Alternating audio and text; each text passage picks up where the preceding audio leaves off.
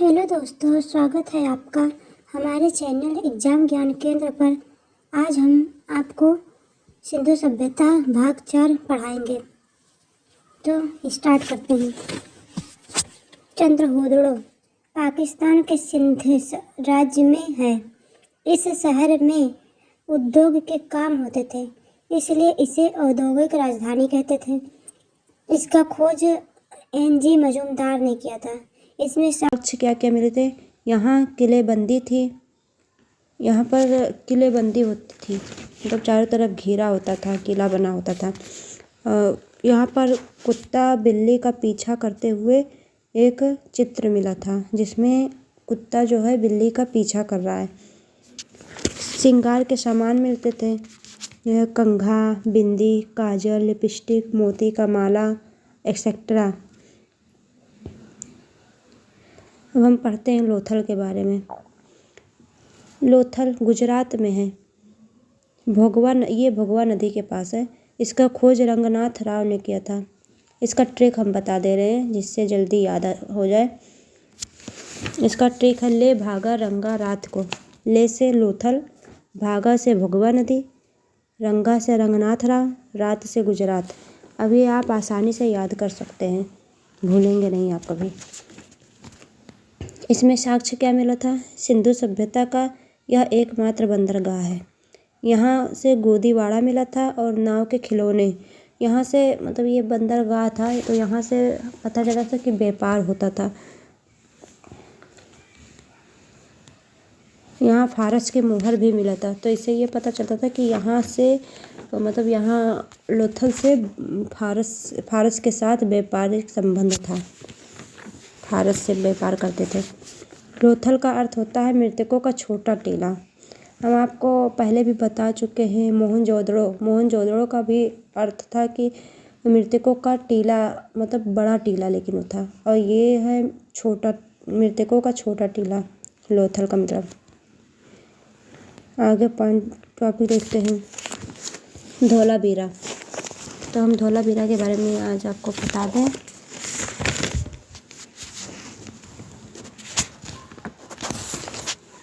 धोलावीरा का अर्थ है सफ़ेद कुआं। सिंधु सभ्यता का सबसे सुंदर शहर था ये धोलावीरा।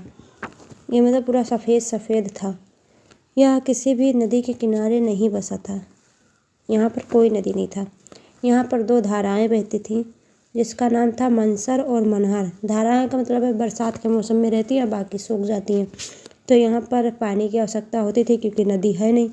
तो यहाँ पर 16 कृत्रिम तालाब थे। 16 कृत्रिम तालाब मिले, मतलब बनाए हुए थे। तो जिसमें पानी, ये धाराओं से पानी लाकर इसमें तालाबों में भर लेते थे, तो फिर चलता रहता था। इसके खोज करता है जगपति जोशी। इसका उत्खनन किया था रविंद्र सिंह और यह गुजरात में है।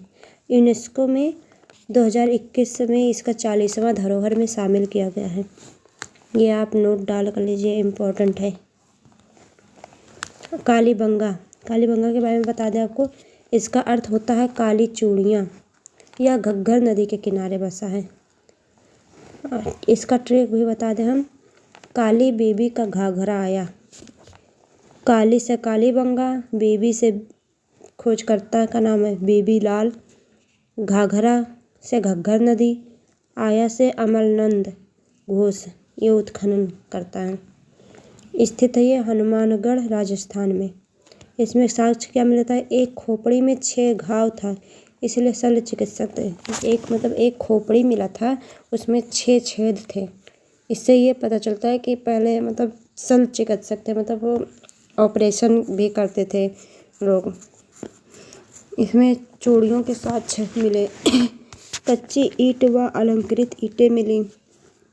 जल की व्यवस्था खराब थी यहाँ की, और खेत जुते हुए मिले थे। तभी ये था कि यहाँ पर खेती किया जाता था।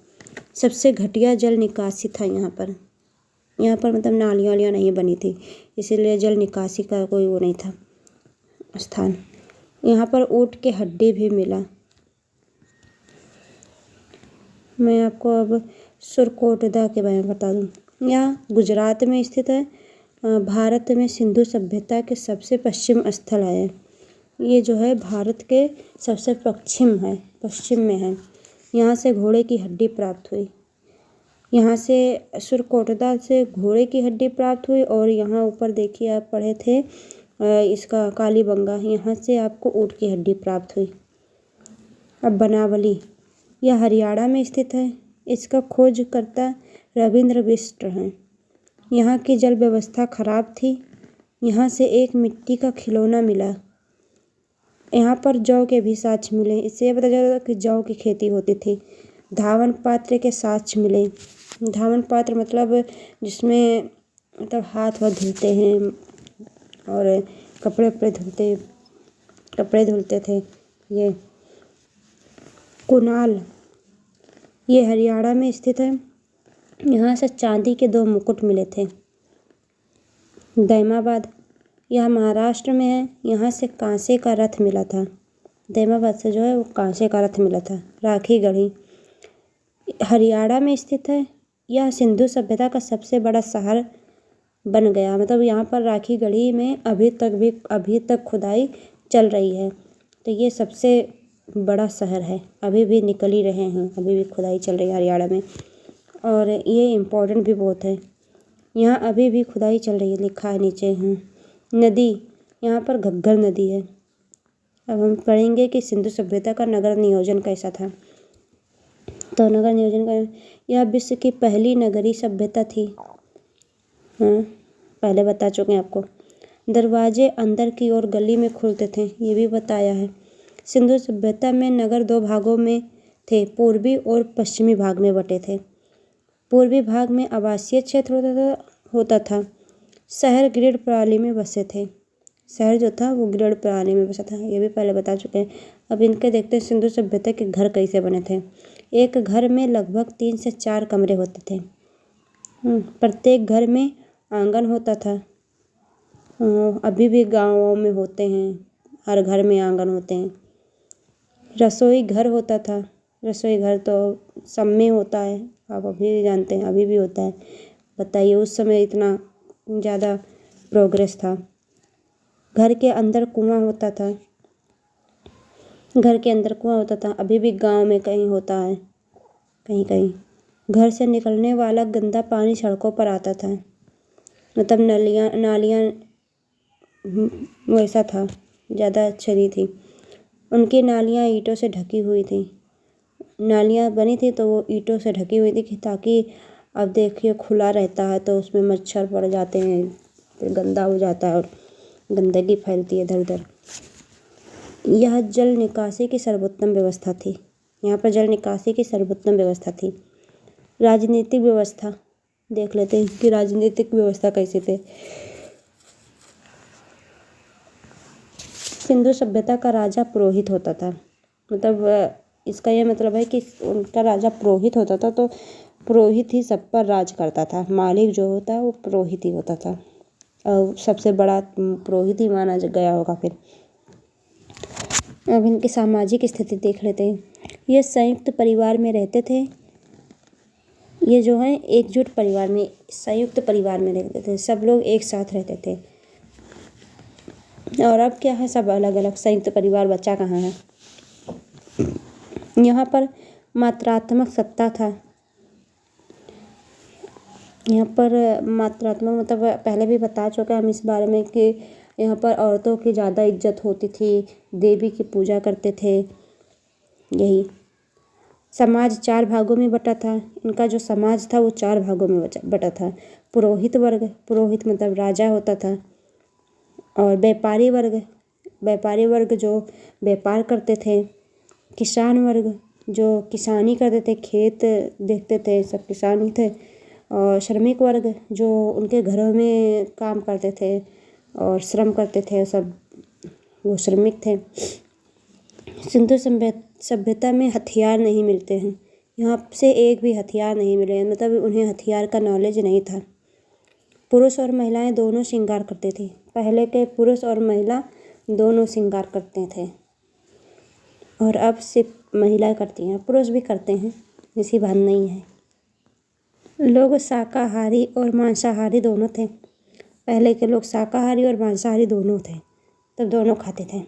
मनोरंजन इनका देखते हैं, शतरंज खेलते थे ये और मुर्गा लड़ाते थे। आज भी अभी भी साउथ में मुर्गा लड़ाते हैं और शतरंज तो खेला ही जाता है बड़े लेवल पे। और अर्थव्यवस्था इनकी कैसी थी ये भी देख लेते हैं।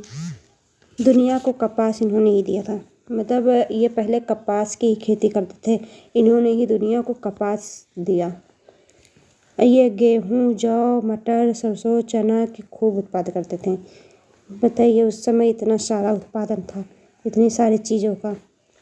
बस इन्हें चावल का पता नहीं था, चावल का ज्ञान नहीं था, लेकिन फिर भी गुजरात के रंगपुर में चावल की भूसी मिली है। इससे ये पता चलता है कि थोड़ा बहुत चावल का ज्ञान था, लेकिन शायद सब लोगों को नहीं था। तो थैंक यू दोस्तों, मैं बस यहीं तक रखती हूँ। ये ख़त्म हो गया सिंधु सभ्यता आज। अब मैं अगला टॉपिक शुरू करूँगी। आप लोग कमेंट में बताइए अगला टॉपिक कौन सा पढ़ाएं, और आप लोग अच्छे से देखिए। अगर अच्छा लगे आप सबको मेरी वीडियो तो लाइक करिए, कमेंट करिए, सब्सक्राइब करिए और बेल आइकन को दबाइए। Thank you.